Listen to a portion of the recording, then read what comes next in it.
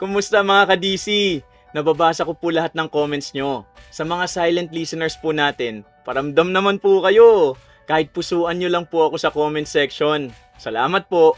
Muli, narito po ang inyong lingkod na si Kuya Louie para handugan kayo ng magagandang kwentong kulam at barang na may kasamang aral sa buhay. Tapusin nyo po pala ang video natin para marinig nyo ang mga shoutout at trivia na rin tungkol sa akin bilang professional voice actor at narrator nyo. Palambing naman po, paki-like, comment, share at subscribe sa channel natin ha. Malaking tulong kasi yan para mas mapalago pa ito. Sa nagdaang story natin, si Jang Yuk ng Fated to Love You nga po ang sinample ko.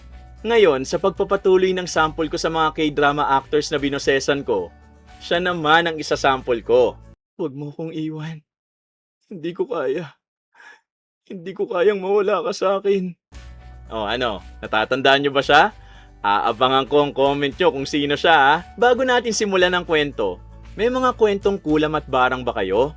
Pwede nyong i-share sa amin sa comment section at kung ayos sa inyo, ibabahagi natin ang kwento nyo dito mismo sa channel natin.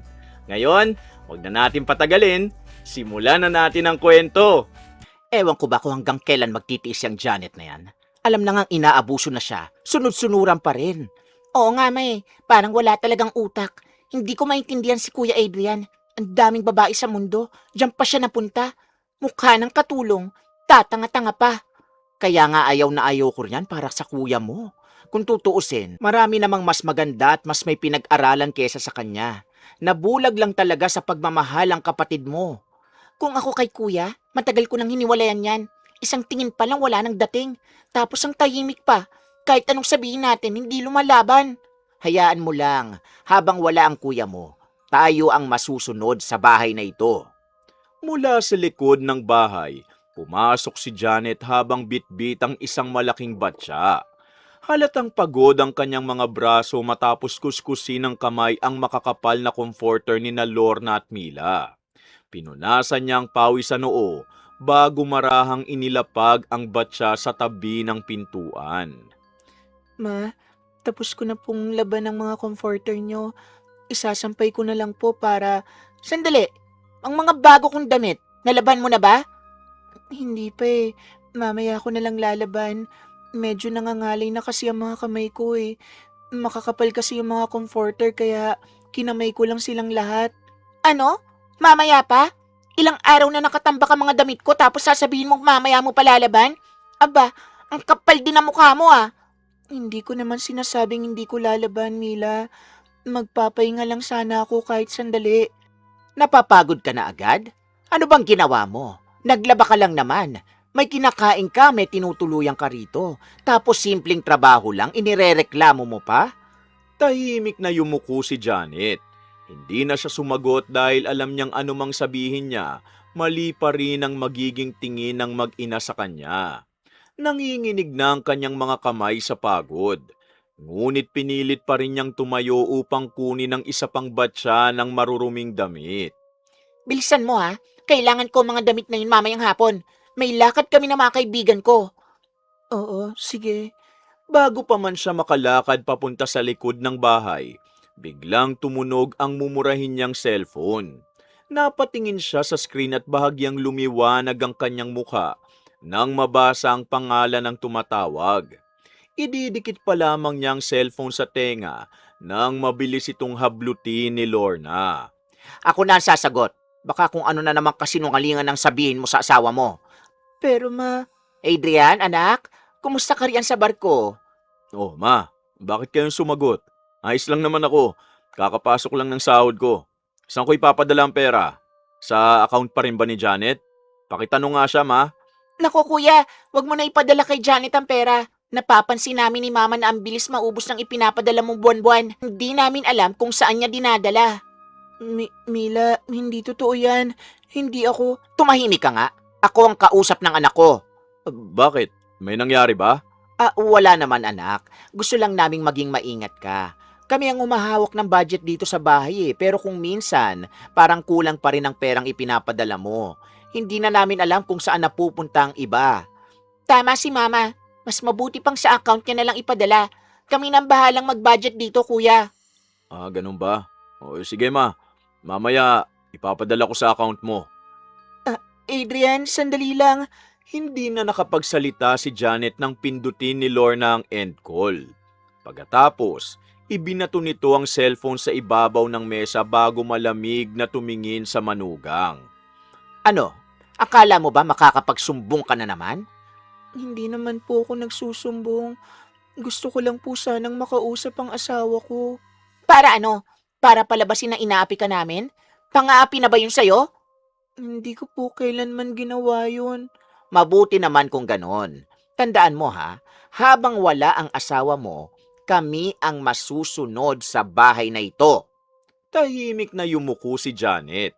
Sanay na siyang lunukin ang bawat salitang ibinabato sa kanya. Ilang beses na niyang naisip na sabihin kay Adrian ang lahat ng kanyang dinaranas. Subalit bawat pagkakataong tatawag ito, pinipili niyang magsinungaling. Para sa kanya, mas mahalaga ang katahimikan ng pamilya kaysa sa sarili niyang nararamdaman. Oh, ano pang hinihintay mo? Hindi lalaban ang tingin mo mga damit ko. Sige, Mila. Muli niyang binuhat ang batya ng maruruming damit. Halos mangalay ang kanyang mga braso, ngunit pinilit pa rin niyang maglakad patungo sa likod ng bahay. Pagdating niya ron, nagsimula siyang magkuskos ng mga damit. Isa-isa niyang kinusot ang bawat piraso habang tumutulo ang pawis sa kanyang noo. Maya-maya, napansin niyang namumula na ang kanyang mga palad dahil sa kakakuskos. Hindi pa siya tapos sa paglalaba nang lumabas si Mila mula sa bahay. Ang bagal mo talaga. Konti na lang to. Siguraduhin mong walang mantsa ha? Kapag may nakita kong kahit isa lang, uulitin mo lahat yan. At huwag mong isasampay sa mahirapan. Ayokong makita ng mga kapitbahay ang mga damit ko. Saan ko na lang to isasampay? Problema mo na yan. Huwag mo na akong tanungin sa simpleng bagay. Tahimik na lamang na tumango si Janet. Nang makaalis si Mila, saka siya muling nagpatuloy sa paglalaba. Makalipas ang halos 1 oras, natapos din niya ang lahat. Isinampay niya ang mga damit sa gilid ng bahay kung saan hindi gaanong nasisikatan ng araw. Habang inaayos niya ang huling hanger, narinig niyang may humintong sasakyan sa tapat ng kanilang bahay. Janet, bilisan mo rito. Opo, Ma. Dali-dali siyang pumasok sa loob. Pagdating niya sa sala, nadatnan niyang may 2 babaeng bisita si Lorna na kapwa nito kakilala sa samahan sa barangay. Ayan na ang sinasabi ko sa inyo na manugang ko. Mukha lang masipag yan, pero napakatamad niyan. Kapag hindi mo inutusan, buong araw lang magpapahinga at hihilata. Mila, Tama na, huwag ka nang sumagot. Pumunta ka na lang sa kusina at ipaghanda mo kami ng kape at merienda. opo. Ay, ang swerte mo naman, Lorna. May katulong ka na sa bahay. Katulong ang tingin ko riyan. Kung tutuusin, wala naman siyang naitulong sa pamilya namin kundi dagdag gastusin. Narinig ni Janet ang bawat salitang yun habang papunta siya sa kusina. Saglit siyang napahinto ngunit agad din siyang kumilos upang magtimpla ng kape. Pinilit niyang pigilan ang mga luhang gustong pumatak dahil alam niyang kapag nakita siyang umiiyak ng dalawa, panibagong pangungutya na naman ang kanyang maririnig. Sa isip niya, isang bagay lang ang nagbibigay sa kanya ng lakas upang magpatuloy. Ang pag-asang balang araw, makakauwi na si Adrian at matatapos na rin ang lahat ng kanyang pagtitiis. Nang sumunod na araw, Ma, may nakita ba kayong hikaw? Yung maliit na pares na nasa kahon ko. Kanina ko pa kasi hinahanap pero wala na sa pinaglagyan ko. Baka habang naglilinis ako rito may nakakita sa inyo. At bakit ako ang tinatanong mo? Hindi ako nakikialam sa mga gamit mo. Naisip ko lang po na baka napansin nyo. Hindi ko kasi yun nilalabas eh. Nakatago lang talaga sa cabinet yun. Kung talagang mahalaga sa'yo, sana mas iningatan mo. Huwag mo kaming idamay sa kapabayaan mo. Sige po, Ma. Hahanapin ko na lang ulit. halos baliktarin ni Janet ang kanilang silid sa kakahanap ng hikaw. Regalo yun ni Adrian bago muling sumakay ng barko. Hindi man mamahalin, yun lang ang tanging alaalang iniwan ng asawa kaya itinago niya ito sa loob ng isang maliit na kahon. Isa-isa niyang binuksan ang mga drawer, tinignan ang ilalim ng kama, at maging ang mga bulsa ng kanyang mga damit. Ngunit wala pa rin ang hikaw kaya muli siyang lumabas sa sala. Ma, alis na ako ah. Baka gabihin na ako ng uwi. Magsha-shopping kasi ako tapos may date ako mamaya. Sige lang, mag-enjoy ka. Huwag mo nang isipin ang bahay. Si Janet na ang bahala sa lahat ng gawain. Buti na lang talaga at may taga-asikaso tayo rito. Wala na akong ibang iisipin. Mila, sandali lang. Oh, bakit? Ano na naman? Napansin ko lang, yung hikaw na suot mo. Sa akin yan, di ba? Regalo yan ni Adrian bago siya sumakay ng barko. Kanina ko pa kasi hinahanap yan eh. Oh, bigay pala ni kuya. Eh ano naman, sa kanya pa rin galing to. Kapatid ko siya, kaya wag mong sabihin na wala akong karapatan. Hindi ko naman sinasabing wala kang karapatan. Sana nagsabi ka man lang muna bago mo kinuha. Mahalaga kasi sa akin yan eh. Mahalaga? Nakatago nga lang sa cabinet mo eh. Kung hindi ko pa nakita, baka mabulok na lang turon. Hindi ko lang kasi sinusuot kasi iniingatan ko. Ayokong mawala o masira. Aba, kasalanan ko pa ngayon? Ang arte mo naman. Para hikaw lang eh. Saka bakit? Gaano ba kamahal to? Sure ka bang bibigyan ka ng kuya ko na mamahalin? Pero hindi dahil sa presyo kaya mahalaga sa akin yan. Regalo yan ng asawa ko. Sana naman maintindihan mo. Eh di magpabili ka ulit pag uwi niya. Tahimik na napabuntong hininga si Janet. Hindi niya gustong makipagtalo, ngunit hindi rin niya kayang basta pabayaan ang tanging regalong iniwan sa kanya ng asawa. Kaya kahit nag-aalangan, lumapit siya kay Lorna sa pag-asang ito ang makakaintindi sa kanyang pakiusap. Ma, pwede po ba niyong sabihin kay Mila na ibalik na lang sa akin ang hikaw? Hindi ko naman pinagdadamot. Gusto ko lang talagang maitabi ulit. Bakit mo pinagdadamot? Hindi mo naman pala ginagamit. Iniingatan ko lang po talaga. Kaya nga hindi kita maintindihan eh. Nakatago lang naman, tapos ayaw mong ipahiram sa kapatid ng asawa mo? Hindi naman po sa ayokong ipahiram.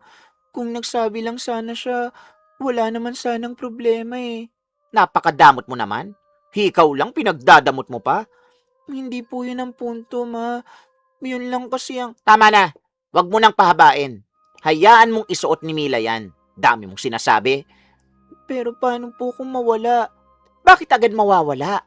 Ang nega mo namang mag-isip. O di ba? Narinig mo na si Mama. Uuwi rin naman ako mamaya ah. Hindi naman kita tatakbuhan. Sige, ingatan mo na lang sana. Oo na. Dami mo talaga sinasabi. Pagkaalis ni Mila, hindi na muling nabanggit ni Janet ang tungkol sa hikaw. Nagpatuloy siya sa kanyang mga gawain sa bahay. Habang nagluluto, iniisip niya ang hikaw. Habang naguhugas ng pinggan, iniisip niya pa rin yun. Hindi dahil sa halaga nito kundi dahil yun lamang ang bagay na ibinigay sa kanya ni Adrian mula nang ikasal sila. Tuwing namimiss niya ang asawa, binubuksan niya ang maliit na kahon at tinitingnan ng hikaw bago ito muling itinatago. Pagsapit ng gabi, narinig niya ang tunog ng pagbukas ng gate. Agad siyang lumabas ng kusina at nakita niyang kararating lang ni Mila. Nakangiti ito habang may hawak na ilang shopping bag. Mila, dumating ka na. At bakit? May kailangan ka ba? Yung hikaw, pwede ko na bang kunin? Aling ikaw? Yung hiniram mo Ay, yun ba? Oo, kanina pa kita hinihintay kasi itatago ko na sana ulit. Sus, wag mo nang hintayin kasi wala na yon. Wala? Anong ibig mong sabihin wala na? Simple lang, binenta ko na. Ano? Na-short ako sa budget kanina eh. May nakita akong bag na gusto ko. Kulang ang dala kong pera kaya ibinenta ko na lang ang hikaw. Mila, bakit mo naman ginawa yun? Hindi naman yun sa'yo ah. Eh ano ngayon? Alam mong regalo yun ng asawa ko. Ang tagal kong iningatan yun. Hikaw lang naman yun eh. Para kang namatayan kung umasta. Hindi mo naiintindihan. Ang naiintindihan ko, Kailangan ko ng pera kanina. Tapos na ang usapan. Hindi mo man lang ba naisip na tanungin muna ako? Bakit pa? Tutol ka rin naman. Siyempre tutol ako. Gamit ko yun eh. Kung gusto mo ng kapalit, maghintay ka na lang umuwi si kuya. Sabihin mong bilhan ka ulit. Pero hindi lahat napapalitan. Hindi ko na problema yon. Hay! Padabog na tumalikod si Mila at pumasok sa kanyang silid na tila walang nangyaring masama. Lumapit naman si Janet kay Lorna na noon ay nakaupo sa sala. Ma, binenta raw ni Mila ang hikaw na hiniram niya. Narinig ko nga. Wala man lang po ba kayong sasabihin? Eh ano pa bang gusto mong gawin ko? Nabenta na eh. Wala na tayong magagawa. Pero regalo po yun ni Adrian sa akin. Hindi niya dapat pinagdedesisyonan na ibenta. Tumigil ka nga. Hayaan mo na lang at nabenta na rin naman. Huwag ka maarte dyan ha, na para kang namatayan. Hindi na nakapagsalita si Janet. Tahimik siyang bumalik sa kanilang silid at kinuhang maliit na kahong matagal niyang iniingatan. Binuksan niya ito at pinagmasdan ang bakanting loob nito. Noon niya tuluyang naramdaman na kahit ang mga bagay na may pinakamahalagang alaala sa kanya, kaya ring agawin ng mga taong araw-araw niyang pinaglilingkuran. Lumipas ang ilang araw. Janet! Janet! Ano ba naman yan? Nasaan ka ba? Kanina pa kita tinatawag. Heto po ma, naglalaba lang po ako sa likod. May kailangan po ba kayo? Tulungan mo ako makatayo. Ang sakit na naman ng mga tuhod ko eh. Parang may tumutusok kapag gumagalaw ako. Dahan-dahan lang po. Hawakan niyo po ang balikat ko. Aalalayan ko po kayo. Ay nako ma, sabi ko naman kasi sa'yo, huwag ka na masyadong kumikilos. Tignan mo tuloy ang nangyari. Dahan-dahang inalalayan ni Janet si Lorna hanggang sa makaupo ito sa sofa.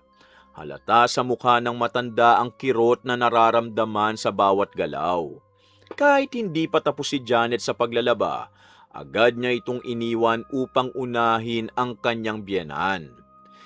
Pakikuha nga ang gamot ko. Opo, sandali lang po. At ipagtimpla mo na rin ng gatas si mama ha. Marupok na ang buto niyan eh. Ay oo nga, masahihin mo na rin itong mga binti ko. Baka sakaling mabawasan ang sakit. Tahimik na tumayo si Janet upang kunin ang gamot at magpakulo ng tubig. Pagkatapos, naupo siya sa sahig at marahang minasahe ang mga binti ni Lorna. Kahit namamanhid na ang sarili niyang mga kamay dahil sa maghapong paglalaba, hindi siya nagreklamo. Ang hina naman ang masahe mo. Dadagdagan ko pa po ang diin ma. Huwag naman sobra ha. Mas lalo namang sumasakit. Ano ba naman yan? Pasensya na po. Kahit simpleng pagmamasahe, hindi mo pa magawa ng maayos. Matapos ang halos 30 minuto, bahagyang nabawasan ang pananakit na nararamdaman ni Lorna. Kinabukasan, dinala nila ito sa doktor. Pag-uwi nila, mas lalong sumimangot ang matanda matapos sabihin ng doktor na lumalala na ang kanyang rayuma at arthritis. Pinayuhan itong umiwas sa mabibigat na gawain at magpahinga hanggat maaari. Narinig mo naman siguro ang doktor, no? Simula ngayon, ikaw na ang bahala sa lahat ng gawain sa bahay, Janet. Opo ma. Mabuti na rin. Hindi ko rin naman alam ang mga gawaing bahay eh. Kaya ko naman kaya huwag na kayong mag-alala. Dapat lang. Dito ka naman kasi nakatira sa bahay ng anak ko. Mula noon, mas dumami ang responsibilidad ni Janet. Siya ang naghahanda ng almusal, nagluluto ng tanghalian at hapunan, naglalaba, naglilinis ng buong bahay, namamalengke, naghahanda ng gamot ni Lorna, at umaalalay dito sa bawat pagpunta sa banyo o paglabas ng kwarto. Kapag oras ng masahe, siya rin ang gumagawa nito. Samantalang si Mila, halos buong araw na wala sa bahay at umuuwi na lamang kapag kakain o matutulog. Janet, nasaan na yung puting blouse? Nasa cabinet mo yata, Mila. Kakalaba ko lang kahapon. Planchado na ba? Hindi pa, katatapos ko lang magluto eh. Bakit hindi pa? Kala ko ba trabaho mo na lahat dito? Paplansyahin ko na lang pagkatapos kong pakainin si Mama. Hindi. Gusto ko ngayon mo na plansyahin. Tahimik na iniwan ni Janet ang apoy sa kalan at agad na kinuha ang plancha. Habang inaayos niya ang blouse ni Mila, kumukulo naman ang sabaw na kanyang niluluto para kay Lorna. Janet! Nasaan ang tanghalian ko? Ilang minuto na lang po, Ma. Gutom na ako rito, oh. Kasalanan mo rin yan eh. Inuna mo pa kasi ang pagbagal-bagal mo. Hindi naman ako tumitigil sa paggawa. Abat sumasagot ka pa ngayon, ha? Hindi na siya nagsalita pa.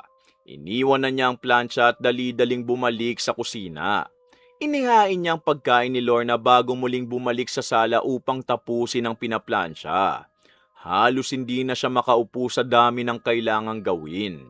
Pagsapit ng hapon, naghahanda na naman siya ng gamot ni Lorna. Ma, oras na po ng gamot ninyo. Ilagay mo muna rito. Ito po, tsaka ito po ang tubig. Tulungan mo muna akong makatayo. Ma, alis ulit ako. Oh, saan ka na naman pupunta? May sale kasi sa mall. Sayang naman kung hindi ako makakapunta, Ma. O sige, basta wag ka magpapagabi, ha? Sus, bakit naman? Natatakot ba kayo rito? Nandito naman si Janet na handang gawin ang utos ng mahal na Reyna. Hindi ba, Janet? Hindi na sumagot si Janet. Umalis si Mila habang naiwan si Janet na muling inaalalayan si Lorna. Hindi niya namalayang habang lumilipas ang mga araw, lalo lamang dumarami ang kanyang mga responsibilidad. Samantalang lalong nasasanay si Mila na iasa sa kanyang lahat. Kinabukasan, Mila, pakikuha nga ang alahas ko. Mamaya kasi pupunta ang kaibigan ko rito at ipapakita ko sa kanya. Yung nasa pulang kahon sa cabinet. Sige, Ma, ako na ang kukuha. tahimik na nagtungo si Mila sa silid ni Lorna. Binuksan niya ang kabinet at kinuha ang pulang kahon. Nang makita niyang naroon pa ang mamahaling mga alahas ng kanyang ina, bigla niyang naalala ang mga utang niya dahil sa kakabili ng mamahaling damit at bag. Ilang sandali siyang natigilan bago dahan-dahang isinilid ang mga alahas sa sarili niyang bag. Isinara niya ang kahon at lumabas na tila walang nangyari. Ma! Oh, bakit? Ano nangyari? Wala na mga alahas mo sa cabinet. Ano? Wala na talaga, Ma. Kahon na lang ang laman nun eh. Kahit tignan nyo pa. Imposible. Ako mismo naglagay ng mga yun dun ah. Baka po, nailipat nyo lang, Ma. Hindi ako ulyanin para makalimutan kung sa ko'y tinago ang mga alahas ko. Paika-ika na nagtungo si Lorna sa kanyang silid sa kabila ng pananakit ng kanyang mga tuhod. Binuksan niya ang kahon at halos manginig sa galit nang makitang wala na nga ang lahat ng kanyang alahas. Halos mabaliw siya sa paghahalungkat sa buong kabinet, ngunit wala siyang nakita. Janet, ikaw lang ang madalas pumasok sa kwarto ko. Ma, hindi po ako kumuha ng alahas nyo. Kung hindi ikaw, sino pa? Huwag mong sabihin ako kasi hindi ko yun magagawa kay Mama, no? Pero, naglilinis lang ako rito kapag inuutusan nyo ko. Oo, at doon mo siguro nakita kung saan ko nilalagay ang mga alahas ko. Hindi ko po yan ginalaw. Kahit mamatay ako, hindi ako ang kumuha nun. Ang kapal naman ng mukha mo magsinungaling. Hindi ako nagsisinungaling. Totoo po ang sinasabi ko, Ma. He, wag mo akong lokohin. Magnanakaw ka? Ibalik mo mga alahas ko! Nanginginig sa kaba si Janet habang paulit-ulit na itinatanggi ang akusasyon sa kanya. Hindi niya maintindihan kung bakit bigla na lamang nawala ang mga alahas ni Lorna. Pilit niyang inaalala kung may ibang taong pumasok sa bahay, ngunit wala siyang maisip. Ma, siguradong siya talagang kumuha. Dahil 3 lang naman tayo dito sa bahay eh. Tapos siya pang nakakaalam kung saan nakalagay ang mga gamit mo. Hindi ibig sabihin nun ako na ang kumuha. Eh sino? Multo? Hindi ko alam. Tama na. Hindi na kita paniniwalaan. Isusumbong kita sa anak ko. Walang hiya ka. Kaya mas lalong hindi ka nababagay sa anak ko eh. Magnanakaw! Tahimik na napayuko si Janet. Alam niyang kahit anong paliwanag ang gawin niya, hindi na yun pakikinggan ng dalawa. Sa mga mata ng mag-ina, siya na agad ang may kasalanan. Tatawagan ko si Adrian ngayon din. Ma, wag naman po. Makinig muna kayo sa akin. Wala na akong gustong marinig. Tawagan mo na, ma. Karapatan niyang malaman ang ginawa ng asawa niya. Kinuha ni Lorna ang kanyang cellphone at agad na tinawagan si Adrian. Ilang sandali lamang, sinagot nito ang tawag mula sa barko. Anak, Ma, bakit? May problema ba? ninakawan ako. Wala na ang mga alahas ko na pinakatago-tago ko. Malaking halaga din yun, Adrian. Ano? Paano nangyari yun? Sino nagnakaw? Nalooban ba ang bahay? Basta nawala ang lahat ng alahas ko. At yun ang dahilan kung bakit masyado akong stress. May hinala ba kayo kung sino ang kumuha, ma? Sino pa ba? Si Janet lang ang naiiwan dito sa bahay. Tahimik na napapikit si Janet habang naririnig ang bawat salitang lumalabas sa bibig ng kanyang biyenan. Gusto niyang agawin ang cellphone at ipaliwanag ang kanyang panig. Ngunit natatakot siyang lalo lamang lumaki ang gulo. Janet, nasan siya? Kakausapin ko siya, ma. Adrian, hindi totoo ang sinasabi ni Mama. Hindi ako. Anak, huwag ka magpapaloko. Kanina pa siya kung ano-anong dahilan ang sinasabi. Kuya, ilang beses na rin naming pinalampas sa mga kainainalang kilos niya. Ngayon lang talaga kami nagsalita dahil sobra na. Mila, bakit ka nagsisinungaling? Wala akong ginawa. Tumigil ka na! Janet, sabihin mo nga sa akin ang totoo. Hindi ako magnanakaw. Alam mo yan, Adrian. Ay, gusto kitang paniwalaan. Pero Anak, kami ba ng kapatid mo ang gagawin mong sinungaling? natahimik si Adrian sa kabilang linya. Hindi niya alam kung sino ang paniniwalaan. Isang panig ang kanyang ina at kapatid at sa kabila naman ang kanyang asawa. Sige ma, hayaan niyo muna. Pag-iisipan ko to. Sana lang anak, huwag mong ipikit ang mga mata mo sa katotohanan. Pagkababa ng tawag, tuluyan ang bumuhos ang luha ni Janet. Hindi dahil pinagbintangan siyang magnanakaw, kundi dahil nararamdaman niyang nagsimula ng mabasag ang tiwalang matagal nilang binuo ni Adrian. Samantala, palihim namang napangiti si Mila. Hindi man niya nakuha ang simpatsya ng kanyang kuya noon, alam niyang unti-unti na niyang naitanim ang pagdududa nito laban sa sariling asawa. Narinig mo naman ang sinabi ng anak ko. Hindi ka na makakalusot ngayon. Ma, kahit anong sabihin nyo, wala po talaga akong kinuha. Hindi ko magagawa ang ibinibintang nyo sa akin. Tumigil ka na. Mula ngayon, wala kang matatanggap ni $5 sa perang ipadadala ni Adrian. Lahat ng padala niya, ako na nga hawak at hindi kita bibigyan. Tama lang yan, ma. Saka para naman kahit papano, makabayad siya sa'yo sa mga alas na ninakaw niya. Hindi nga ako magnanakaw. Hindi ko po kailangan ng pera ni Adrian para sa sarili ko. Alam niya namang lahat ng ipinapadala niya. Dito lang din napupunta sa bahay. Talaga ba? Kaya siguro bigla na lang nawala ang mga alahas ko. Ma, hindi po ako magnanakaw. Kahit mahirap lang ang pamilya ko, hindi po ako pinalaking kumukuha ng hindi ko pagmamayari. Nako, tigilan mo kami sa drama mo. Pare-pareho lang naman ang mga sinasabi mo. Wala ka ng ibang dahilan. Hindi. Ayoko na marinig ang boses mo. Simula ngayon, gawin mo na lang ang mga trabaho mo rito. Kapag nagpadala ulit ng perang anak ko, wag na wag kang magtatangkang humawak kahit ₱1. Naiintindihan mo? Ma, At isa pa, wag mong isipin nakakampi pa rin sa'yo si kuya. Narinig mo naman kanina, nagdududa na rin siya sa'yo. alam kong darating ang araw na malalaman din ni Adrian ang totoo. Huwag ka nang umasa. Hanggat wala kang naibabalik na alahas, magnanakaw ang tingin namin sa'yo. Tahimik na yumuko si Janet. Wala na siyang lakas para makipagtalo. Pinili na lamang niyang bumalik sa kusina upang ipagpatuloy ang paghahanda ng hapunan. Habang palihim na nagkatinginan sina Lorna at Mila na tila nasiyahan sa sakit na kanilang naidulot sa kanya. Pagsapit ng gabi, naisipan niyang tawagan ng kanyang asawa ngunit hindi nito sinasagot ang tawag. Mula nang sumampa ito sa barko, minsan lang talaga niya ito makausap. Kaya gustuhin man niyang magpaliwanag, wala siyang nagawa. Lumipas ang 3 araw. Janet, ano na naman bang ginagawa mo sa kusina? Kanina pa ako naghihintay rito ah. Hindi mo ba nakikitang hirap na akong tumayo? Kailangan pa ba kitang sigawan bago ka lumapit? Pasensya na po, ma. Niluluto ko lang po ang sopas na sinabi niyong gusto niyo.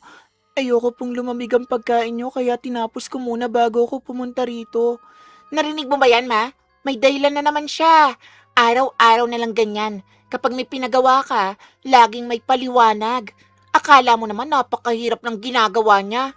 Ay, simpleng pag-abot lang ng gamot ko, kailangan ko pa maghintay ng matagal.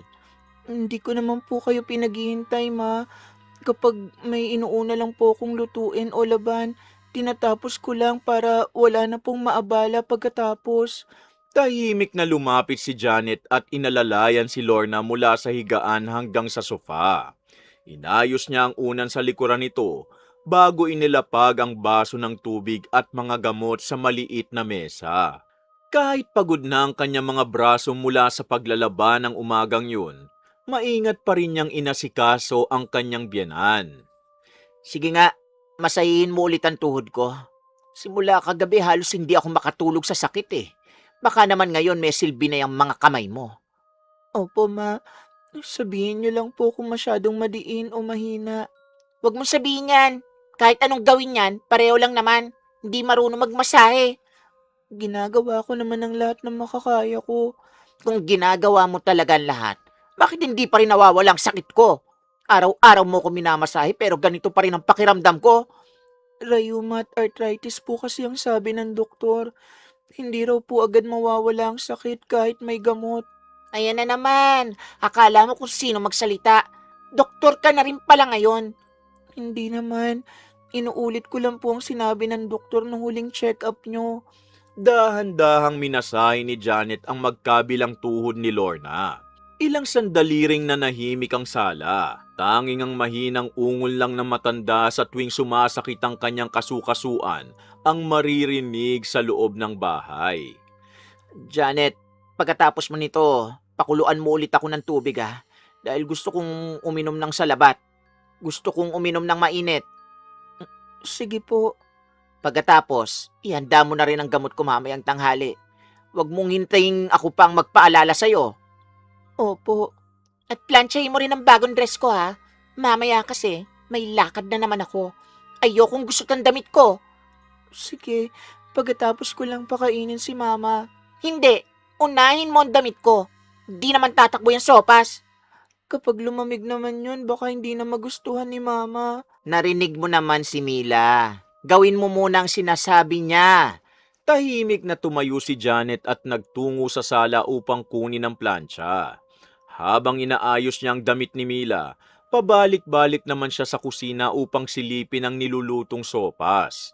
Nang matapos ang lahat ng gawaing bahay, naihanda na rin niya ang hapunan at naibigay ang gamot ni Lorna.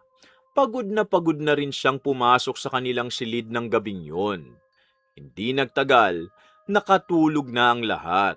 Subalit sa kalaliman ng gabi, bigla silang nagising sa malalakas na sigawan at mabilis na pagkalat ng apoy sa loob ng bahay. Janet! Janet, gising! Tulong! Nasusunog ang bahay! Ma, ano po nangyayari? Ma, ang laki na ng apoy! Diyos ko, nasusunog ang kisame! Tulungan niyo ako! Hindi ako makatayo! Ang sakit ng mga tuhod ko! Huwag niyo akong iiwan! Biglang bumangon si Janet at pagbukas pa lamang ng pinto ng kanyang silid, bumungad na sa kanya ang makapal na usok. Halos wala na siyang makita sa loob ng bahay habang mabilis na kumakalat ang apoy. Ma, lumabas na tayo! Lumalaki na ang apoy! Paano ako lalabas? Hindi nga ako makatayo! Tulungan mo ako, Mila! Hindi ko kaya! Ang kapal na ng usok! Hindi ako makahinga! Mila, tulungan mo akong buhatin si mama. Kapag nagtulungan tayo, may ilalabas natin siya. Hindi! Baka pati tayo maipit dito! Lalabas muna ako! Tatawag ako ng tulong! Mila, anak! Huwag mo akong iwan! Mila! Mila, bumalik ka! Huwag mong iwan si mama! Hindi na lumingon si Mila. Takot na takot itong tumakbo palabas ng bahay habang sumisigaw ng saklolo. Naiwan sa loob si Lorna na nanginginig sa takot habang unti-unting lumalapit ang apoy sa kanyang silid. Janet, iligtas mo ako. Ayokong mamatay. Ma, kapit lang po. Lalabas tayo rito. Huwag po kayong bibitaw sa akin. Hindi ko maigalaw ang mga paa ko. Ang sakit. Hindi ko kaya. Kaya natin to. Aakain ko kayo. Dahan-dahan lang po tayong lalabas. Hindi ko kayo iiwan. Hanggat kaya ko kayong ilabas, gagawin ko. Mahigpit na inalalayan ni Janet ang kanyang biyenan at dahan-dahan silang nagsimulang lumabas ng silid.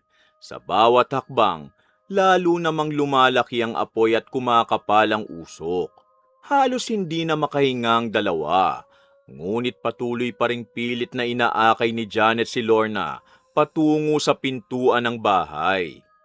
Ma, kapit lang po ng maigpit sa balikat ko. Konti na lang po't makakalabas na tayo. Huwag po kayo mataranta dahil mas mahihirapan lang tayo makalakad. Kahit mabagal, makakalabas din po tayo rito. Paano ba naman hindi ako matataranta? Tingnan mo paligid. Ang laki na ng apoy at halos wala na akong makita sa kapal ng usok. Bilisan mo naman, hindi na ako makahinga. Ang bagal-bagal mong kumilos para alalayan ako. Hindi mo ba ako kayang buhatin? Pasensya na po, ma. Hindi ko naman po pwedeng kalad ka rin kayo palabas. Baka lalo lang kayo matumba at masaktan. Konting tiis na lang po. Malapit na tayo sa pintuan. Wala akong pakialam kung matumba ko. Ang importante makalabas ako rito. Kung hindi lang talaga sumasakit ang mga tuhod ko, kanina pa sana ako nakalabas. Hindi ko sana kailangang umasa sa'yo. Naiintindihan ko po, ma. Pero wag po kayong bibitaw. Kapag bumitaw kayo, pareho po tayo mahihirapan. Halos hindi na makita ni Janet ang daan dahil sa kapal ng usok. Ramdam niyang matinding init na nagmumula sa kisame habang patuloy na lumalaki ang apoy. Nanginginig na rin ang kanyang mga kamay sa pag-alalay kay Lorna. Subalit hindi niya ito binitiwan kahit isang sandali. Ano ba naman kasi ang bagal mo? Ang init-init na. Pakiramdam ko masusunog na tayo rito. Hindi mo ba nakikitang bumabagsak na mga piraso ng kisame? Bilis naman! Ginagawa ko naman po ang lahat na makakaya ko. Kapag minadali natin, pareho tayo madadapa. Konting lakad na lang po at makakalabas na tayo. Paulit-ulit ka na lang. Kanina mo pa sinasabi yan, hindi ko na kaya. Ilabas mo na ako! Opo, kapit lang po. Kapag may nangyari sa akin, ikaw ang sisisihin ko. Ma, yumuko po kayo! Anong... Isang malaking nasusunog na bahagi ng kisame ang bumagsak at malakas na tumama sa kanang binti ni Janet. Napaluhod siya sa sobrang sakit ngunit hindi niya binitiwan ang balikat ni Lorna. Tanginginig ang kanyang buong katawan habang pilit niyang itinataas muli ang sarili. Ah! Ano ba kasing ginawa mo? Tumayo ka, bilisan mo. Lumalaki ng apoy. Gusto mo bang pareho tayo mamatay dito? Nabagsakan lang po ako. Pero kaya ko pa. Huwag po kayo mag-alala. Mailalabas ko pa rin kayo. Huwag mo nagsabihin sa akin yan. Tumayo ka na. Hindi ko na kayang usok. Hindi na ako makahinga. Opo, subukan niyo pong sumandal ulit. Kahit masakit ang binti ko, hindi ko po kayo iiwan. Natural lang. Wala ka namang pagpipilian. Kaya bilisan mo na. Pilay na si Janet habang muli niyang inalalayan ng biyenan. Bawat hakbang, parang may matalim na bagay na tumatago sa kanyang binti. Ngunit pinilit pa rin niyang makarating sa pintuan. Paglabas nila ng bahay, agad silang nilapitan ng mga kapitbahay na noon nagbubuhos na ng tubig upang hindi na kumalat pa ang apoy. Pareho silang isinugod sa ospital dahil sa mga sugat na kanilang tinamo at sa usok na kanilang nalanghap. Makalipas ang 2 araw, dumating si Adrian mula sa barko. Pagkababa pa lamang niya ng sasakyan, agad siyang nagtungo sa silid kung saan naroon sina Lorna, Mila at Janet. Ma, kumusta na po kayo? Nung mabalitaan ko nangyari, hindi na ako mapakali. Buti na lang at ligtas kayong lahat. Kumusta na rin ang pakiramdam nyo? Ligtas nga kami, anak. Pero muntik na kaming mamatay. Hanggang ngayon hindi pa rin nawawala sa isip ko nangyari nung gabing yun. Kapag naaalala ko, nanginginig pa rin ako sa takot. Kuya, kung nakita mo lang ang nangyari, baka hindi mo rin kayanin. Sobrang bilis ng pagkalat ng apoy. Akala ko talaga wala na kaming pag-asang makalabas. Nasaan si Janet? Kumusta rin siya? Nabalitaan ko na sugatan daw siya sa binti ah. Nandito ako, Adrian. Ayos lang ako. Masakit pa rin ang binti ko pero sabi ng doktor, gagaling din naman to. Anak, bago mo pa kausapin ang asawa mo, may kailangan ka munang malaman. Hindi ko na kayang itago pa ang totoo. Kung hindi dahil sa mga kapitbahay, baka wala na kami ngayon ng kapatid mo. Ano pong ibig niyo sabihin, ma? Ano ba talaga nangyari nung gabing yun? Nung nagsimula ang sunog, iniwan niya kami. Kami ng kapatid mong naiwan sa loob habang siya ang unang lumabas ng bahay. Ma, sigurado po ba kayo sa sinasabi niyo? Hindi ko kasi maintindihan. Kung si Janet ang unang lumabas, bakit siyang may pinakamalalang sugat sa binti? Ano ngayon kung nasugatan siya? Baka nung palabas na siya nabagsakan. Basta ang totoo, iniwan niya kami. Kung hindi dahil sa mga kapitbahay na sumaklolo, baka bangkay na ang inuwian mo ngayon. Totoo yan, kuya. Pagmulat ko, sobrang kapal na ng usok. Nagsisigaw pa si mama dahil hindi siya makatayo. Akala ko susunod sa amin si Janet pero wala na siya. Takot na takot ako kaya tumakbo ko palabas para humingi ng tulong. Hindi, Adrian, hindi ganyan na nangyari. Alam nilang pareho kung ano ang totoo. Bumalik ako sa loob ng bahay dahil naiwan si mama. Kung gusto ko lang iligtas ang sarili ko, hindi na sana ako bumalik. Janet, gusto kong marinig ang buong kwento. Sabihin mo sa akin na nangyari mula umpisa. Ang totoo. Nagising ako sa sigaw ni mama. Paglabas ko ng kwarto, makapal na ang usok.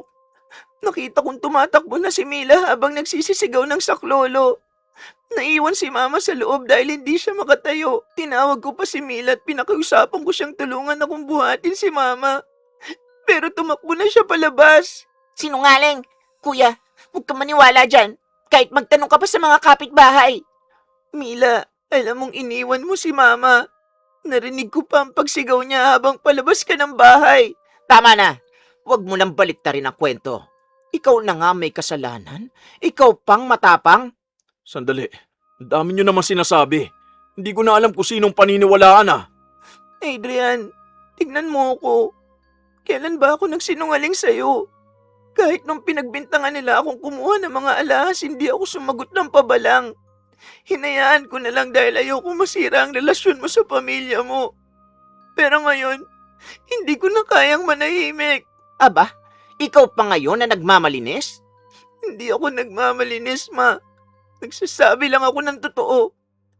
Simula nang ikasal kami ni Adrian, ginawa kong lahat para mapasaya kayo. Kahit araw-araw niyo kong utusan, hindi ako nagrereklamo. Kahit ipahiya niyo ako sa ibang tao, nanahimik ako. Kahit ang hikaw na regalo sa akin ni Adrian, kinuha at binenta ni Mila, hindi ako nakipag-away. Lahat ng yun tiniis ko dahil pamilya ko na rin kayo. Kuya, tignan mo. Paawa na naman siya. Hindi ako nagpapaawa. Gusto ko lang maintindihan niyo kung bakit masakit ang ginagawa niyo sa akin. Wala ako ninakaw at mas lalong hindi ko kayo iniwan sa loob ng nasusunog na bahay. Tumigil ka. Hindi mo kami maloloko. Ma, isang bagay lang ang gusto ko malaman. Bakit? Bakit hanggang ngayon ganito pa rin ang tingin niyo sa akin? Ano bang nagawa kong kasalanan sa inyo? Hindi ba sapat na araw-araw akong gumigising na maaga para pagsilbihan kayo? Hindi ba sapat na ako naglalaba, nagluluto, naglilinis, nag-aalaga sa inyo na magkasakit kayo? Nang gabing yun, pwede na sana akong tumakbo palabas at iligtas ang sarili ko. Pero bumalik ako para sa inyo. Nabagsakan ako ng nasusunog na kahoy dahil ayokong may maiwang tao sa loob. Tapos ngayon ako pa ang sasabihin yung dahilan kung bakit nangyari ang lahat. Oo, ikaw ang dahilan kung bakit muntik na ako mamatay. Dahil sa kapabayaan mo kaya nasunog ang bahay. Ako pa rin po ba may kasalanan? Kahit iniligtas ko kayo. Kahit halos hindi na ako makalakad dahil sa pinsala sa binti ko. Ganito pa rin bang isusukli niyo sa akin? Tama ng drama mo. Hindi kami maaawa sa'yo. Hindi ko hinihingi ang awa niyo. Ang hinihingi ko lang ang katotohanan. Natahimik ang buong silid. Napatingin si Adrian sa benda sa binti ni Janet. Saka muling tumingin sa kanyang ina at kapatid. Kitang-kita sa kanyang mukha ang pagkalito. Gusto niyang paniwalaan ang asawa. Ngunit paulit-ulit na bumabalik sa isip niya ang mga paratang nina Lorna at Mila. Kailangan ko munang mapag-isipan ang lahat ng ito. Pagkarinig ng mga salitang yon, dahan-dahang napapikit si Janet. Mas masakit pa sa sugat na tinamo niya ang maramdamang kahit sa pagkakataong yon, hindi pa rin siya lubusang pinaniniwalaan ng taong pinakamamahal niya. Ilang araw ang lumipas bagamat hindi pa masyadong magaling, lalabas na rin sila sa ospital. Janet, mag-usap muna tayo. Kanina pa magulo ang isip ko eh. Gusto kong marinig ulit ang sasabihin mo ng tayong dalawa lang. Sana sa pagkakataong ito, sabihin mo sa akin ang buong katotohanan. Ano pa bang gusto mong marinig, Adrian? Nasabi ko na ang totoo. Hindi ako ang kumuha ng mga alahas ni Mama. Hindi ko rin sila iniwan sa loob ng nasusunog na bahay. Wala na ako ibang maidagdag dahil yun lang talaga ang katotohanan. Hindi ganun kadali para sa akin, Janet. Ikaw ang asawa ko pero sila ang pamilya kong kasama ko mula pagkabata. Hindi ko alam kung bakit magkasalungat ang mga sinasabi nyo. Gusto kitang paniwalaan pero dalawa sila. Pareho nilang sinasabing ikaw ang may kasalanan. Yan ang pinakamasakit, Adrian. Hindi dahil pinagbintangan nila ako, kundi dahil ikaw mismo nagsabing gusto mo akong paniwalaan pero hindi mo magawa. Kahit isang beses hindi mo man lang sinabi sa kanila na kilala mo ang asawa mo at hindi niya kayang gawin ang mga ibinibintang nila. Hindi naman sa ganun. Hindi ba? Nung mawala ang mga alahas, hindi mo man lang ako ipinagtanggol. Ngayon namang nasunog ang bahay, mas pinili mong paniwalaan ang kwento nila kaysa sa sugat na nakikita mo sa binti ko. Kung talagang tumakbo lang ako palabas, bakit ako nabagsakan ng malaking kahoy? Hindi ko rin alam ang isasagot dyan. Ang dami ko rin tanong sa isip ko eh. Pero wala kang lakas ng loob na tanungin ang nanay at kapatid mo kung nagsasabi ba sila ng totoo. Tahimik na napayuko si Adrian. Ilang ulit niyang pinisil ang magkabilang kamay na tila naghahanap ng tamang salita. Samantala, si Janet nakatingin lamang sa kanya habang pilit pinipigilan ng muling pagpatak ng kanyang mga luha. Janet, alam mo namang mahal kita. Hindi ko gustong umabot tayo sa ganito. Kung mahal mo ako, bakit sa tuwing may problema, ako agad ang nagiging mali? Hindi lang ito nagsimula sa pagkawala ng mga alahas. Matagal ko nang tinitiis ang lahat. Pero pinili kong manahimik dahil ayokong masira ang relasyon mo sa pamilya mo. Anong ibig mong sabihin? Hindi mo ba talaga napapansin? Tuwing tatawag ka, sino ba ang laging sumasagot para siraan ako? Pero ang totoo, araw-araw nila akong inuutusan. Araw-araw nila akong minamaliit. Kahit kumain, hindi nila ako pinapaupo sa mesa. Kapag may bisita, pinapahiya nila ako at sinasabing tamad ako kahit buong araw akong kumikilos. Bakit hindi mo sinabi sa akin noon? Kasi mahal kita. Ayokong ikaw ang mamili sa pagitan ko at ng pamilya mo. Ang akala ko balang araw matatanggap din nila ako. Ang akala ko kapag nakita nilang ginagawa ko ang lahat para sa kanila, magbabago rin sila. Bakit hindi mo man lang ako binigyan ng pagkakataong tulungan ka? Kasi pinili kong protektahan ang pamilya mo. Pero ngayong ako na ang nangangailangan ng proteksyon mo. Wala ka naman. Muling natahimik ang dalawa. Tanging mahinang buntong hininga ni Adrian ang pumuno sa silid. Hindi ko alam kung paano aayusin ang lahat ng to.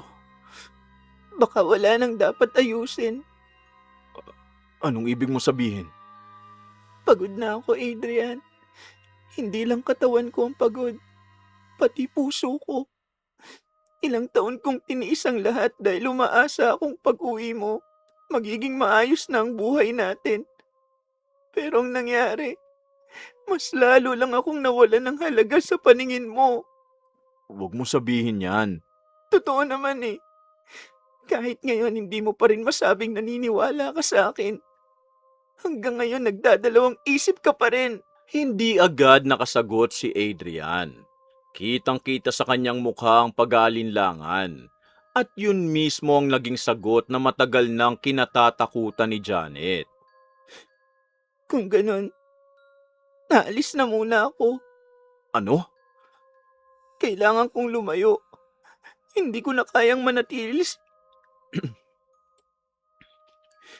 Hindi ko na kayang manatili sa lugar na bawat tingin sa akin, parang kriminal. Wala na ring natira sa mga gamit ko dahil lahat natupok sa sunog. Wala akong damit, wala akong pera. Hindi ko nga alam kung saan ako pupunta. Pero mas mabuti nang harapin kong kawalan kaysa manatili sa piling ng mga taong walang tiwala sa akin. Janet, wag naman. Hindi ko ito ginagawa para parusahan ka. Ginagawa ko ito para sa sarili ko. Kung mananatili pa ako rito, baka maubos na ako.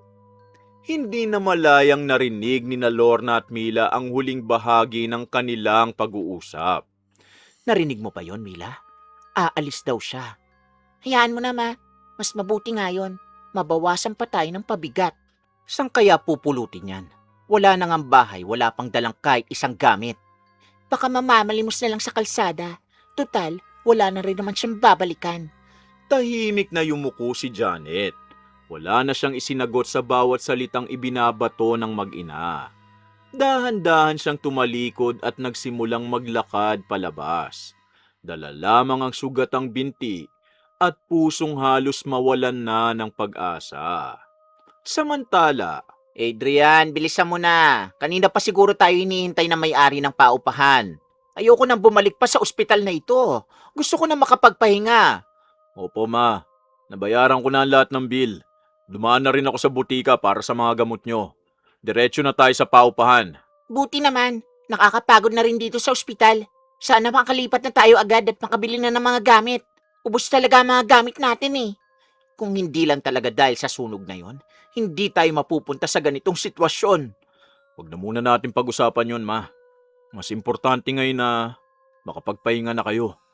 Tahimik na lumabas ang tatlo ng ospital at sumakay na ng taxi patungo sa uupahan nilang bahay. Habang nasa biyahe, hindi mapakali si Adrian.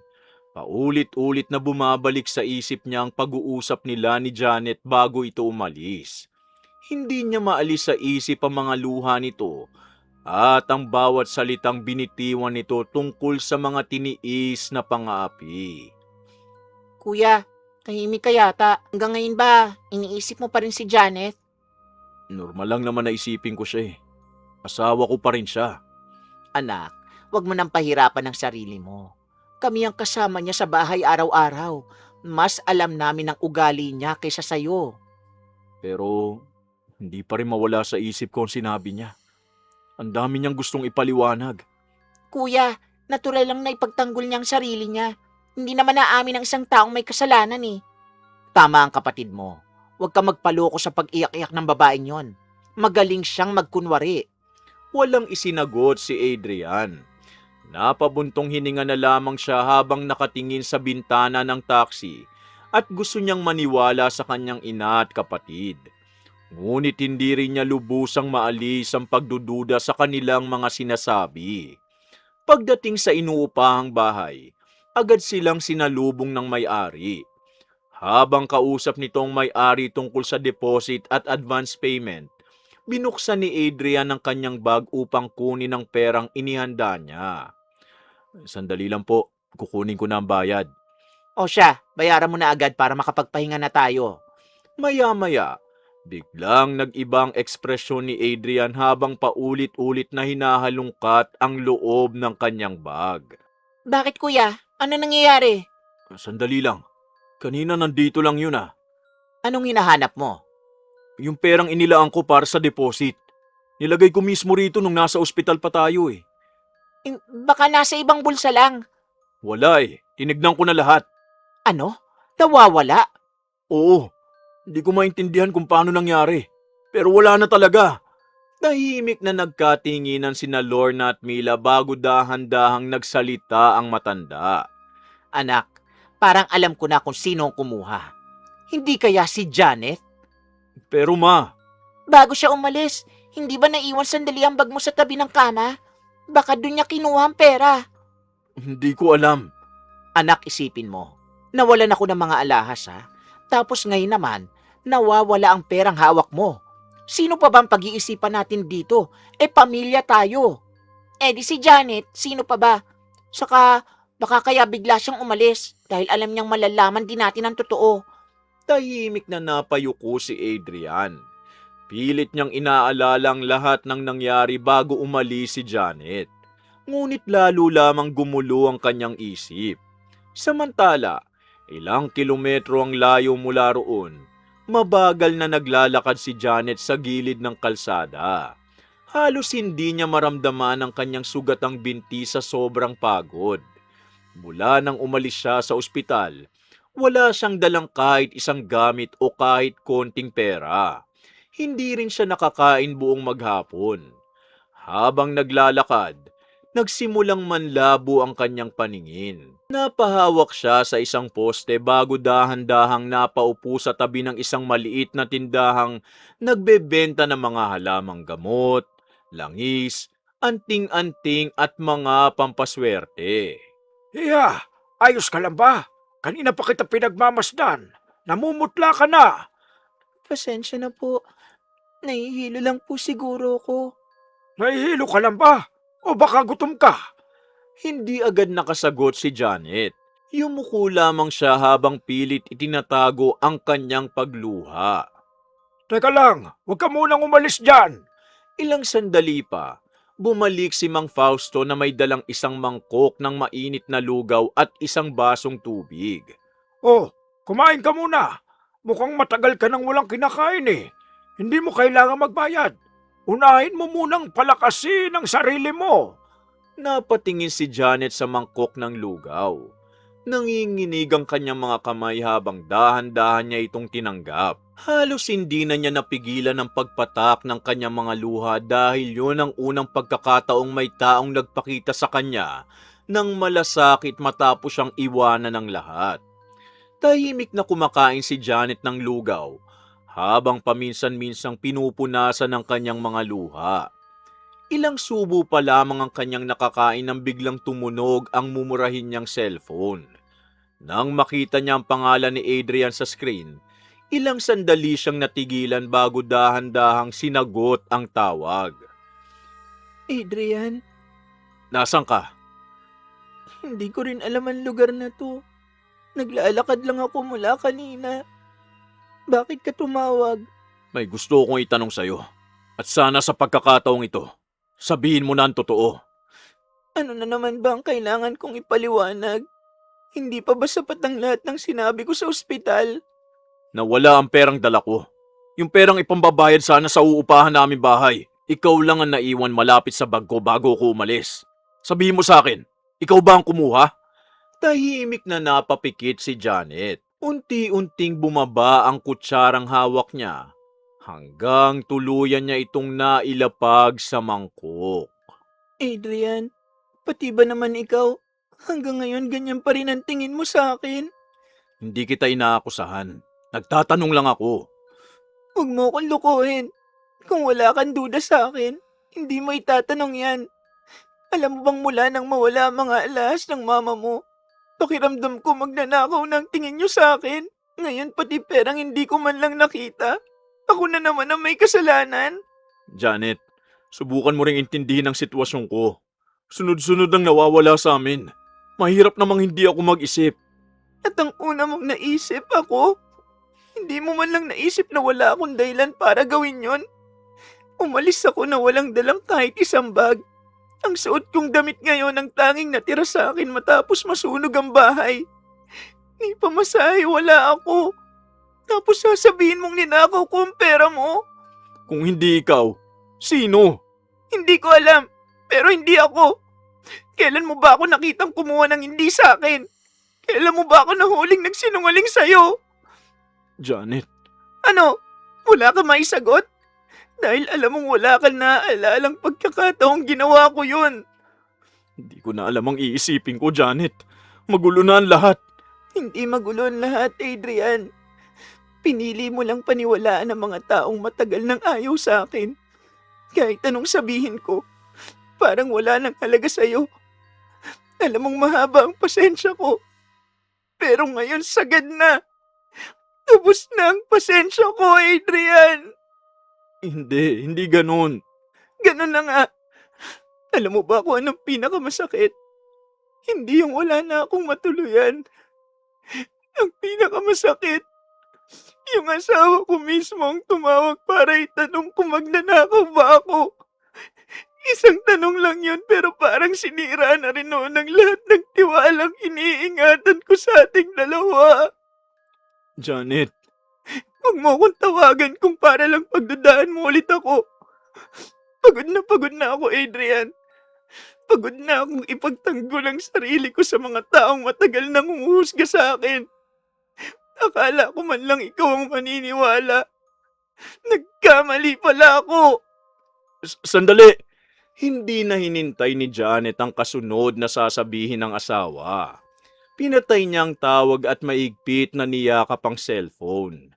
Tuluyan ang bumuhos ang kanyang mga luha habang tahimik siyang umiiyak sa tabi ng maliit na tindahan.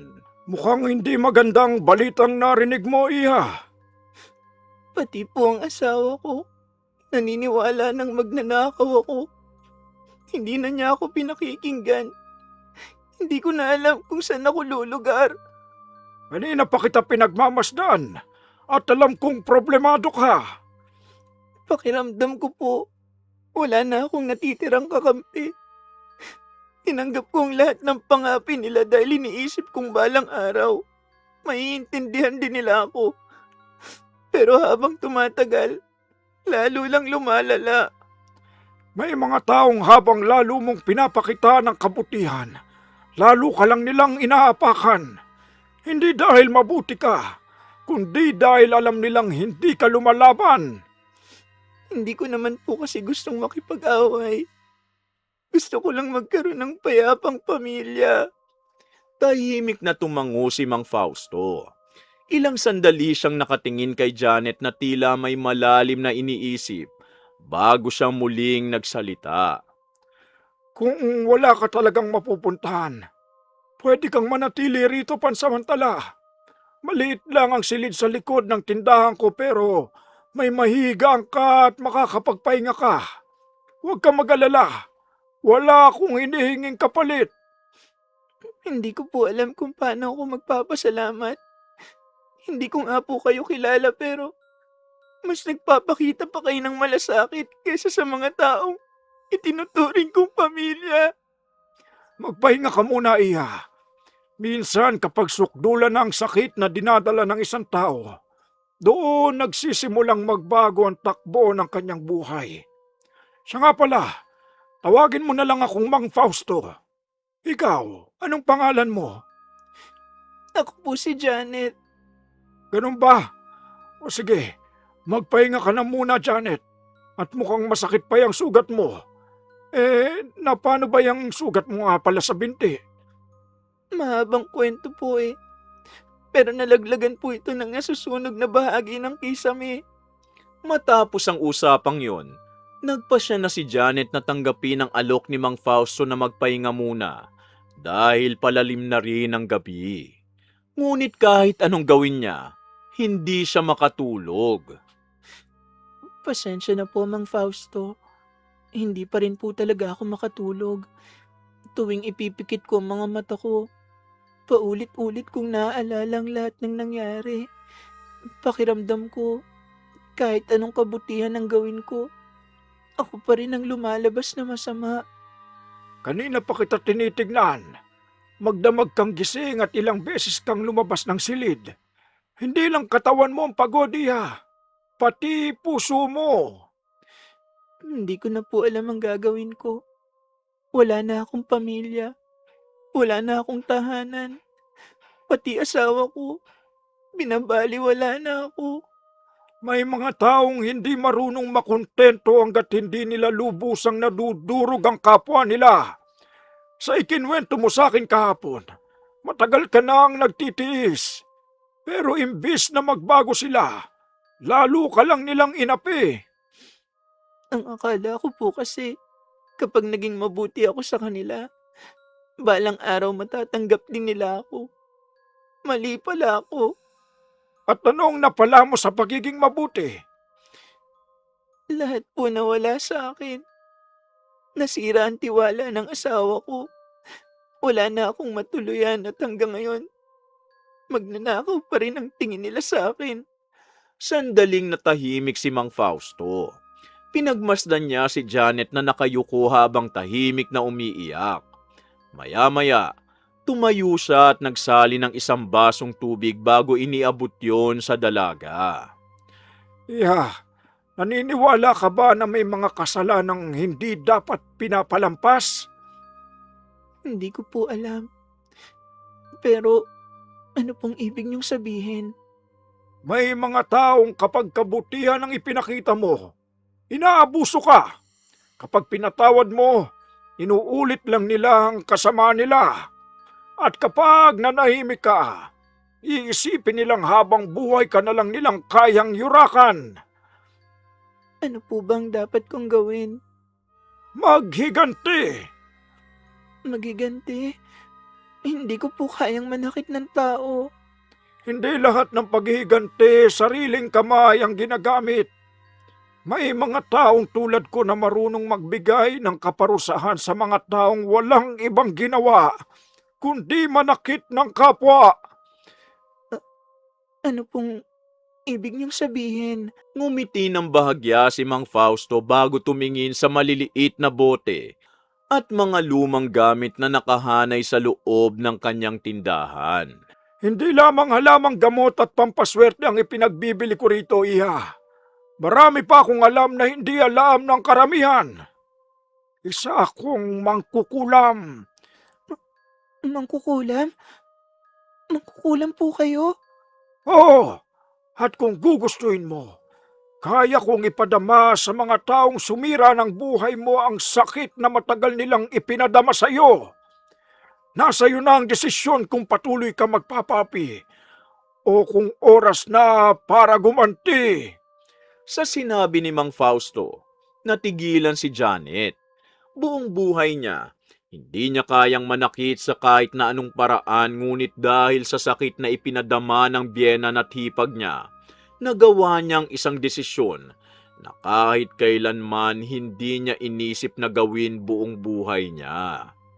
Samantala, Mila, bakit ba kanina ka pa nakarap sa salamin? Umagang-umaga, kung ano-ano na naman ang inaasikaso mo. Ma, tingnan niyo nga ako. Parang may kakaiba sa bibig ko eh. Akala ko kanina namamagalang oh. Pero parang mas lumaki pa yata. Ano ba naman?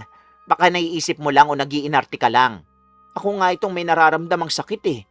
Lumapit ka nga rito at tignan ko. Hindi ako nag-iinarte, ma. Nahihirapan na nga ako magsalita eh. Pakiramdam ko, humihilab ang labi ko. Teka, bakit parang totoong ang lumaki ang labi mo? lumapit si Mila sa kanyang ina. Saglit na natigilan si Lorna nang mapansing mas malaki na nga ang bibig ng anak kaysa noong nakaraang araw. Hindi man ito lubhang halata sa malayo, malinaw na malinaw ang pagbabago kapag tinitignan ng mabuti. Sabi ko sa inyo eh. Tapos tingnan niyo pa itong mga kamay ko. Parang masikip na masyado ang mga singsing ko. Hindi ko na halos maalis. Baka na magalang. Magpahinga ka muna. Mamaya pupunta tayo sa klinik. Hindi lang namamaga to, ma. Parang lumalaki talaga. Huwag kang magsalita ng ganyan.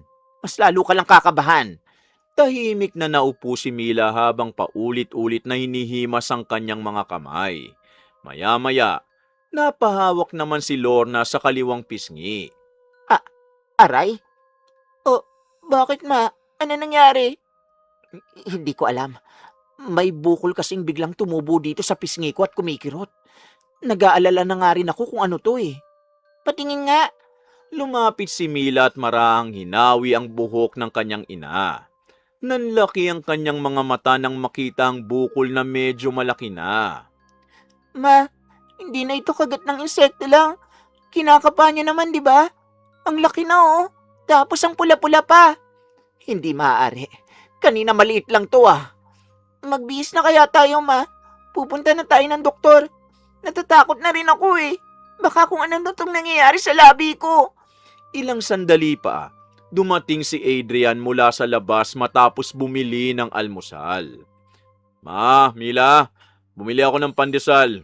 Kumain na muna tayo Oh, ma, ano nangyari sa pisngi ninyo? Hindi ko nga rin alam, anak. Pagkagising ko kanina, may maliit na bukol na. Ngayon ang sakit-sakit na. Ikaw naman, Mila, bakit parang iba ang bibig mo? Lumaki yata. Kuya, huwag mo na akong tignan. Kanina ko pa nga iniiyakan to eh. Parang lumalaki ng lumalaki. Teka, pati mga kamay mo ah. Hindi ko na nga halos maigalaw. Ang higpit na ng mga daliri ko. Hindi na tayo mag-aalmusal. Dadaling ko na agad kayo sa ospital. Oo, anak. Ang sakit na talaga eh. Mabilis silang nagtungo sa pinakamalapit na ospital. Agad silang sinuri ng doktor. Isa-isang isinagawa ang iba't ibang pagsusuri. Subalit matapos ang ilang oras, wala pa ring maibigay na malinaw na paliwanag. Dok, ano po ba talaga ang sakit nila? Dok, ang sakit na ng pisngi ko. Parang sasabog na eh. Ano ba talaga ito?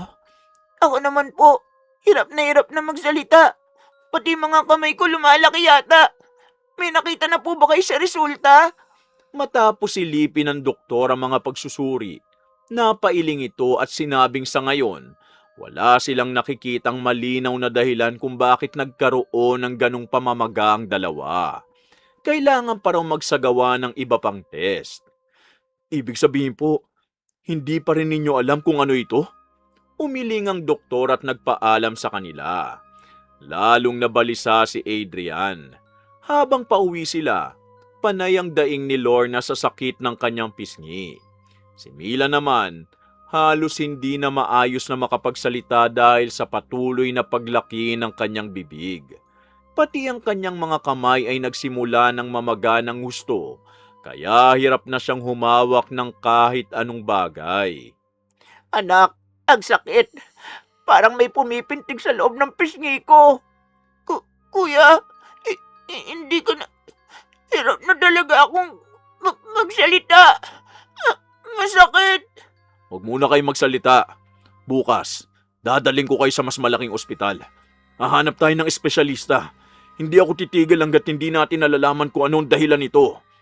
Tahimik na napasandal sina Lorna at Mila sa kanilang mga upuan.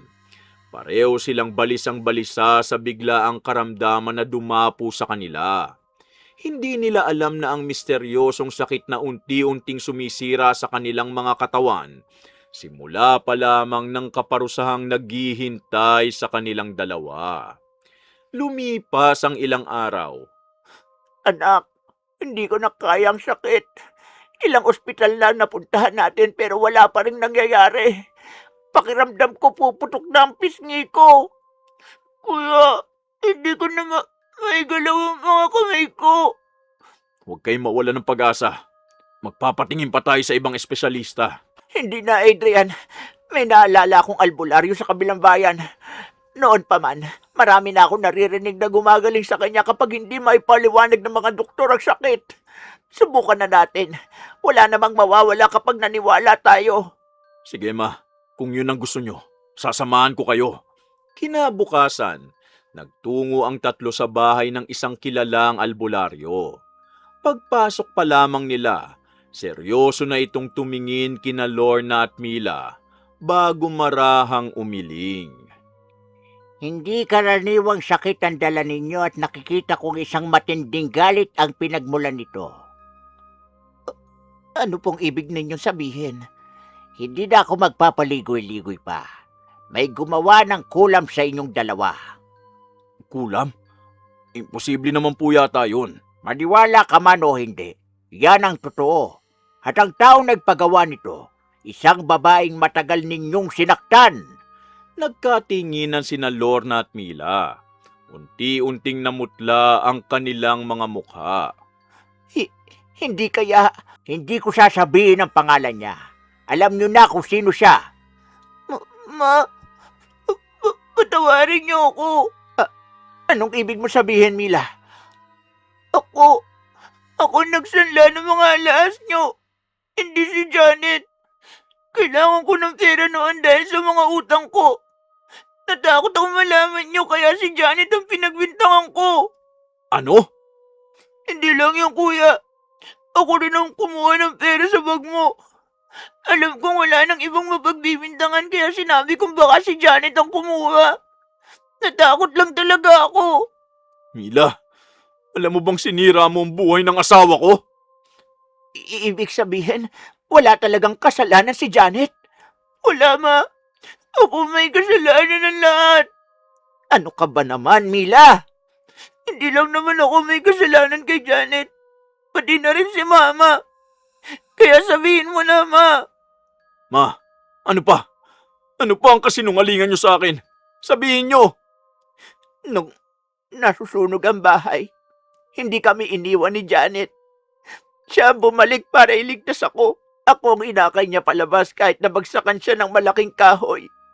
Si Mila ang unang tumakbo at iniwan ako sa loob. Nagsinungaling ako dahil galit na galit ako noon kay Janet. Hindi ko inakala na aabot sa ganito lahat. Diyos ko, anong nagawa ko? Anak, patawarin mo ako. Hindi ako dapat niyong hinga ng tawad. Si Janet, siyang sinaktan nating lahat. Paglabas nila sa bahay ng albularyo, agad na sinubukan ni Adrian na tawagan si Janet. Hindi matawagan. Kuya, subukan mo ulit. Naka-off ang cellphone niya. Puntahan natin siya sa probinsya. Kahit lumuhod pa ako, hihingi ako ng tawad sa kanya, Adrian. Hindi na sila nag-aksaya ng oras. Agad silang bumiyahe papunta sa probinsya ni na Janet. Pagdating nila, nakita nilang tahimik nang namumuhay ang dalaga sa piling ng kanyang pamilya. Pagkakita pa lamang kay Janet, agad nang lumuhod sina Lorna at Mila. Janet, patawarin mo ko. Napakasama ng ginawa ko sa iyo. Hindi kita pinaniwalaan kahit ikaw ang nagligtas sa buhay ko. Janet, patawad. Ako may kasalanan sa lahat. Ako nagnakaw ng alahas. Ako rin ang kumuha ng pera ni Kuya. Dahil sa inggit at kasakiman, sinira ko ang buhay mo. Janet, wala akong may pagmamalaki sa ginawa ko bilang asawa. Hindi kita pinrotektahan nung ikaw ang higit na nangangailangan sa akin. Kung pwede lang, gusto kong itama ang lahat ng pagkakamali ko. Tahimik na tumingin si Janet sa tatlo. Ilang sandali siyang hindi nagsalita bago marahang huminga. Hindi ko maibabalik ang mga panahong araw-araw niyo akong sinaktan. Hindi ko rin maibabalik ang tiwalang nawala sa akin. Pero ayoko nang mabuhay na may galit sa puso. Kaya pinapatawad ko na kayong lahat. Wala na rin naman ako mapapala. Mabigat din sa dibdib ang magkimkim ng galit. Saka kahit papano, tinuring ko kayong pamilya kahit paniminsan. Hindi niyo ako'y tinuturing na parte ng pamilya niyo. Kasabay ng mga salitang yon, biglang napahawak sina Lorna at Mila sa kanika nilang mga karamdaman. Unti-unting lumiit ang bukol sa pisngi ni Lorna at bumalik sa dati ang bibig at mga kamay ni Mila. Noon nila tuluyang naunawaan na ang tunay na lunas ay ang taus-pusong pagsisisi at paghingi ng kapatawaran. Lumapit si Adrian kay Janet. Uuwi ka na ba sa akin? Pinapatawad na kita, Adrian. Pero hindi ibig sabihin nun, babalik ako. Dito ko na natagpuan ang katahimikang matagal kong hinanap. Sana, sa pagkakataong ito, matuto kang pahalagahan ng taong nagmahal sa'yo bago pa mahuli ang lahat. Walang nagawa si Adrian kundi ang yumuko habang tumutulo ang kanyang mga luha. Umuwi siyang wala ng asawa. Mula noon, nawalan siya ng gana sa kanyang trabaho bilang seaman. Unti-unti ring naubos ang kanilang ipon dahil wala na siyang siglang magtrabaho. Araw-araw namang sinisisi nila Lorna at Mila ang kanilang mga sarili dahil sa kasakiman at kasinungalingan na sumira sa kanilang pamilya. Ang kabutihan ay hindi kahinaan, ngunit may hangganan ng pagtitiis ng isang tao. Ang kasinungalingan at pang-aapi maaaring magdala ng pansamantalang tagumpay. Ngunit darating ang araw na lalabas din ang katotohanan. At kapag huli na ang lahat, hindi na maibabalik ang mga taong pinili nating saktan at baliwalain. Wakas! Ayan, isang magandang kwento na naman ang natapos natin mga ka-DC. Anong aral lang napulot nyo ngayon? Huwag nyong kalimutang mag-like, comment, share, subscribe para masuportahan nyo ang channel natin. At bilang ganti, para mas exciting, i-comment nyo kung sino ang karakter ko na paborito nyo sa mga binosesan ko. Eto po sila sa mga anime Sa mga K-drama at Tagalized films naman, i-search nyo na lang po ang pangalan ko para makapili kayo sa kanila. Lilinawin ko lang ulit mga ka-DC, yung sample na pinaririnig ko sa inyo sa bawat character, yun mismo ang boses na ginamit ko nung pinalabas sila sa Tagalized version sa TV. Huwag nyo rin kalimutang i-comment kung ano masasabi nyo sa kwento natin ngayon. Pag napili ko ang comment mo, isa-shoutout kita sa next story natin. Diretso shoutout ulit tayo Shoutout kina Jimboy ng Baliwag, Bulacan na first commenter natin at sa Lola Marimuren. Shoutout din kina 81917, Twin Black Buddies, Chrisjel Mamado, Judith Bautista, Sugimura Perla Castro, Purificacion Fernandez Dulay ng Riyadh, Saudi Arabia, Phoebe Ranyada, Beth Mercado, Rochelle Ann, Janaya Dagison, Irma Umali, Loli Traico, Lydia Lopez, Kim J, Lara May Mandak, Gia Gigi, Hyacinth Flores, Norvia Cabanyero, Meldy, Helen Fernandez ng Cainta Rizal at sa mga pamangkin nyo pong sina Pauline, Pampam, Fatima, Patricia, Laika at sa mga kapatid nyong sina Paul at Rebecca at sa Fernandez family ng Pangasinan.